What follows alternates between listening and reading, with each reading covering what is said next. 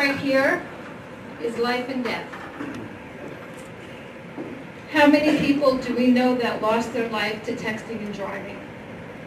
How selfish are we that we don't take into consideration what could go wrong, the damage that we can cause, and the lives that we can shatter because of this little device? When I was in DC working last March, everyone was on their cell phone. As I was walking the streets, everybody's head was in their phone. I was scared to cross the street for the fear of getting run over. Actually, I would rather get hit by a texter than hit someone while I'm texting and driving. Texting and driving is not banned in all of the states. Some of the states only let you drive texting and driving if you're under 18. You'll be in trouble. If you're older, you'll be in trouble, and some states don't care. We need to treat it like it's a drunk driving.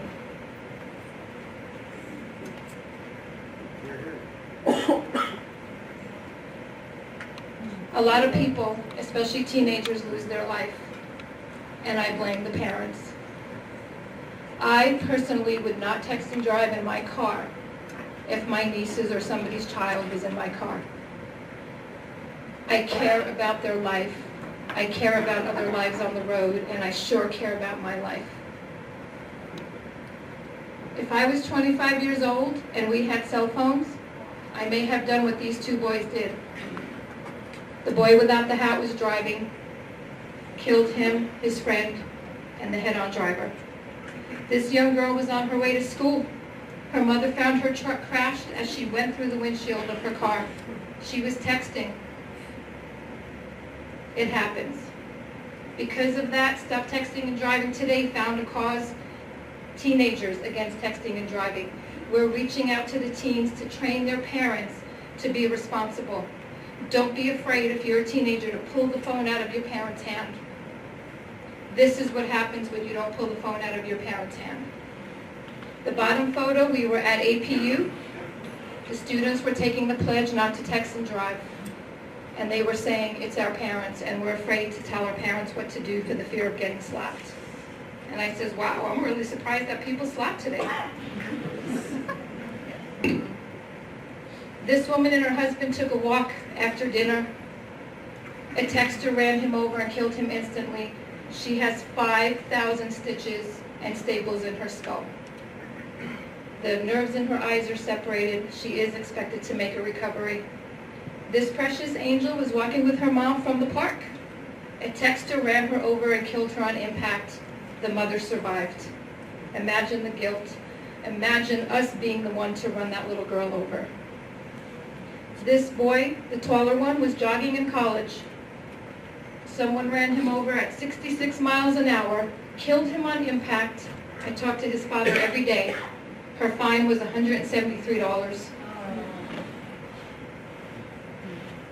The young man, 30 years old, February 12th, driving in Arizona, texting and driving, hit a boulder and his car blew up. His mother called me from Texas. The young girl calls me every day. That's his cousin. We're best friends now on Facebook.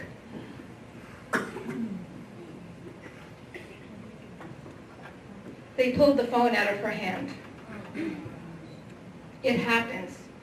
This little device can kill us. And our children, I'm not a mother, but our children, nieces, nephews, students, are following that example because of the adults who are driving with them. This mother is having a good time. I give her credit. She made sure that her kids were seatbelted in. But then she put their life in danger by probably taking a selfie with her eating an ice cream cone, because nobody knows what you look like when you're eating an ice cream cone. So we got to make sure that everyone knows that we're having ice cream. Friends don't let their friends drive drunk. Friends should not let their friends text and drive. Don't be afraid to tell your friends no. I am always the driver now because I don't trust anybody. What can we do? Take this little device and put it on silent, or put it in the backseat of your car on silent, or even download an app that'll tell everyone I'm driving, and they're going to be like, wow, she's driving and she's texting us back. But it's an automatic app.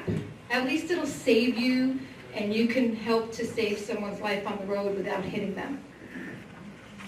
April 27th is our No Texting and Driving Awareness Day for the state of California. Thank you to Jay Obernolte, our Assemblyman, for believing in my cause and helping me to get this day passed. And thank you to Chris Ackerman for making our logos.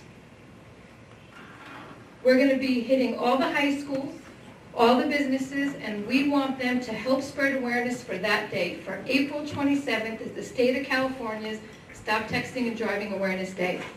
And for more information, you can visit our website at stoptextinganddrivingtoday.com and visit our Facebook. Everyone have a good evening and drive safe. Remember, stop texting and driving today.